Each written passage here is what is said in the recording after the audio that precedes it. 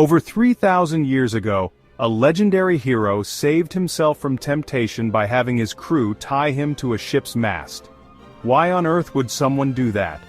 The hero was Odysseus, and he knew he was about to sail past the sirens creatures, whose irresistible songs would lure him to his doom. He desperately wanted to hear their song, but he also knew if he did, he'd jump overboard. His solution? He instructed his men to bind him tightly, and not to release him no matter how much he begged. Odysseus made it through safely, all because he set up a clever trick to control his own actions.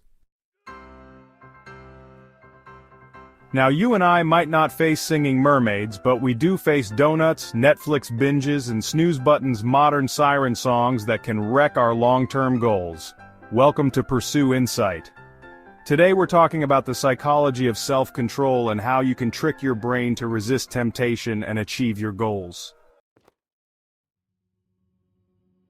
If you've ever tried to just willpower your way through a diet or a study schedule, you know it's exhausting. In fact, psychologists have found that willpower is a limited resource, like a muscle that gets tired. In a famous experiment, researchers put hungry people in a room with a plate of freshly baked cookies. Some were told they could eat the cookies, others were told to resist them and eat some radishes instead. Afterwards, everyone was asked to solve a difficult puzzle. The group that had to resist the cookies gave up on the puzzle much faster than the group that got to indulge. In other words, using up their self-control on not eating cookies left them with less mental stamina for the next task. We've all been there.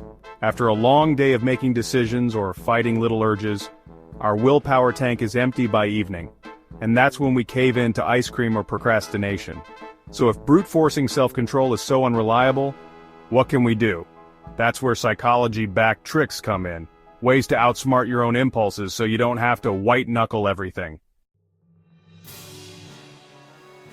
One lesson from Odysseus is this: if you can't rely on willpower in the moment, make decisions beforehand to limit your temptations. In modern psychology, this is called a commitment device.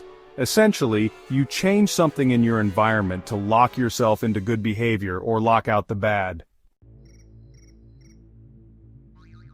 For example, if you tend to waste hours on your phone when you should be sleeping, you could try locking up your phone in another room before bedtime, or using an app that blocks social media after 9 p.m.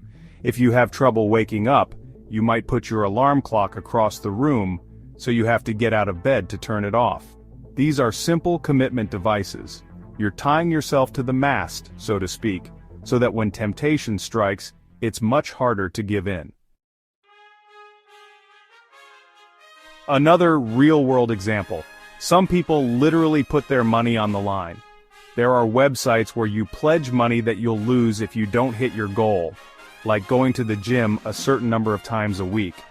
The pain of losing $100 if you slack off can suddenly make you very motivated to stick to your workout. The key is that by the time you're facing the moment of temptation, the decision is kind of out of your hands. You already set up the roadblocks. Our next brain hack is all about having a game plan. Have you noticed it's easier to follow through on something if you've pre-decided when and how you'll do it? This is called an implementation intention. Basically, an if-then statement for your life. Here's how it works. You identify a situation that might challenge your self-control, and you decide in advance what you'll do. For instance, if I start feeling stressed, then I'll go for a 5-minute walk instead of reaching for a cigarette. Or if it's 7 a.m. on Monday, then I'll be at the gym. By phrasing it as if X, then Y, you're programming your brain with a cue and a response. So when the moment comes, you don't have to deliberate or rely on willpower. You kind of autopilot into the action you planned. Does it really help? Studies say yes, people who form specific plans are much more likely to follow through. In one study, students who wrote down exactly when and where they would work on an assignment were far more likely to actually complete it. compared to those who just said, "I'll do it sometime this week." The simple act of making a concrete plan tricks your brain into commitment. Suddenly, skipping your planned 7 a.m. gym session isn't just laziness, it's breaking a scheduled appointment with yourself.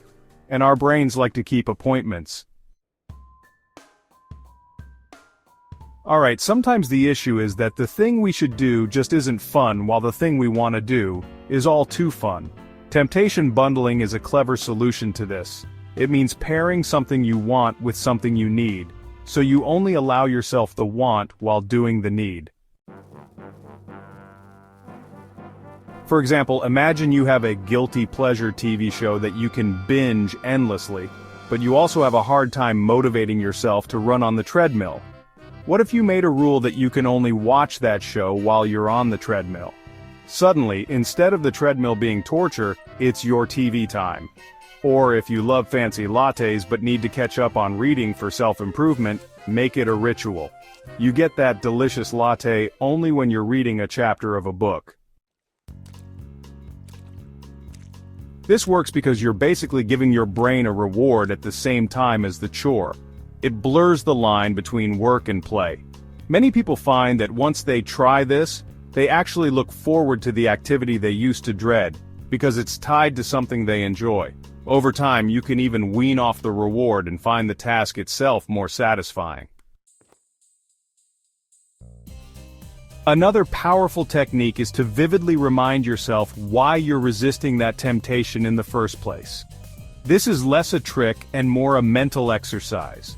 When you're in the thick of craving or distraction, your brain is only thinking about the immediate pleasure, like how good that cake would taste right now.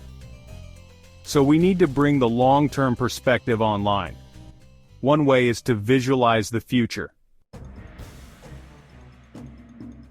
For instance, before you decide to skip studying and play video games, take a second and picture yourself at exam time stressed because you're unprepared. Or if you're eyeing that cake and you have a health goal, picture how proud and energetic you'll feel after a month of sticking to your meal plan versus the fleeting high of sugar now. Some people even write a letter from their future self thanking them for making the right choice today. It sounds cheesy, but these mental time travel tricks engage the rational part of your brain and counteract the short-term lure. Another aspect is knowing your big why. Maybe you want to get fit not just to look good, but because you want to be healthy to see your kids grow up, or you're saving money not just to be frugal, but to start a business. Keeping a clear image of your deeper motivation can strengthen your resolve when you're on the verge of giving in. It's like shining a spotlight on the long-term reward so the immediate temptation fades a bit in comparison. You might have heard of the classic marshmallow test. A researcher puts a marshmallow in front of a little kid and says, "You can eat this one now, or if you wait 15 minutes without eating it, you'll get 2 marshmallows." It's a torture test for a 5-year-old sweet tooth. But many kids manage to wait by using clever tactics. They sing songs, cover their eyes, pretend the marshmallow is something else, anything to distract themselves. Decades later, those same kids, now grown-ups who waited, tend to have better life outcomes on average, things like higher academic achievement and healthier lifestyles. It's not magic. It's likely because they learned early on how to delay gratification, a skill that helps throughout life. The good news is, self-control isn't fixed at birth. It's something you can train and improve at any age.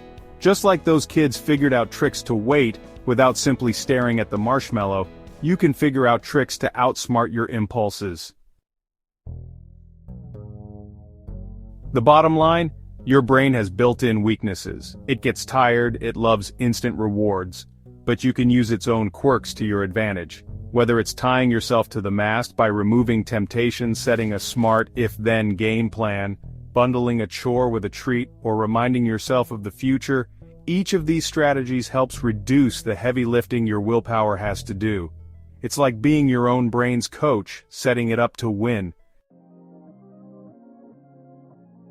Now think about one bad habit or temptation that always gets you. Which of these tricks could you try right now to tackle it? Let us know in the comments what your challenge is and which strategy you're going to use. You might inspire someone else reading. And if you found these insights helpful, give this video a thumbs up and subscribe to Pursue Insight. We're all about using psychology, history, and hidden knowledge to level up your life. Until next time, stay strong and hack your way to success.